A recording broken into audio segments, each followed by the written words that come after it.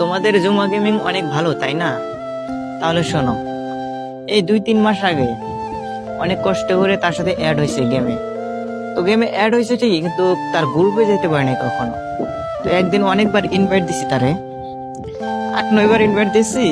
তো গ্রুপে ছিল বাট ইনভাইট ধরতেছিল না। লাস্টে একবার ধরলো, ধরার পরে কয় ভাই তুই এত ইনভাইট দেস কেন?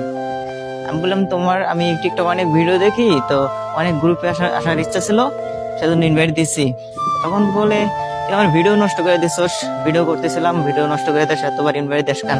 তো গ্রুপে খোকন ভাই ছিল, খোকন ভাই বলে এদেরকে গেমে কেন অ্যাড করো, এই সাপ্লিমেন্টকে বলে আমাদের গেমে অ্যাড করো কেন? মানে দুজনে মিলে অনেক অপমান করছে। আমি কিছুই কই নাই, চুপ হয়ে আসলাম, কারণ ওরা তো অনেক বড় সেলিব্রিটি, ওদেরকে আর কি কমো। অনেক অপমান করার পর আমার এই গ্রুপ দিয়ে কিক মারছে, কিক মেরে বাইকের দিয়ে আমার আনফ্রেন্ড করে দিছে। তো সেদিন অনেকটা কষ্ট হয়েছে যে যার এত ভিডিও দেখি অনেক কষ্ট করে অ্যাড হইলাম, গ্রুপে গেলাম ঠিকই, কিন্তু এভাবে অপমান করে বাইকেরা দিব সেটা কখনো আশা করি নাই। তো সেজন্য আমি ভিডিওগুলো করছিলাম। আর তোমরা যে আমার গালাগালি শুরু করছো, আসলে ভাইয়া তোমরা একবার তার গ্রুপে যেয়ে দেখো কেমন করে।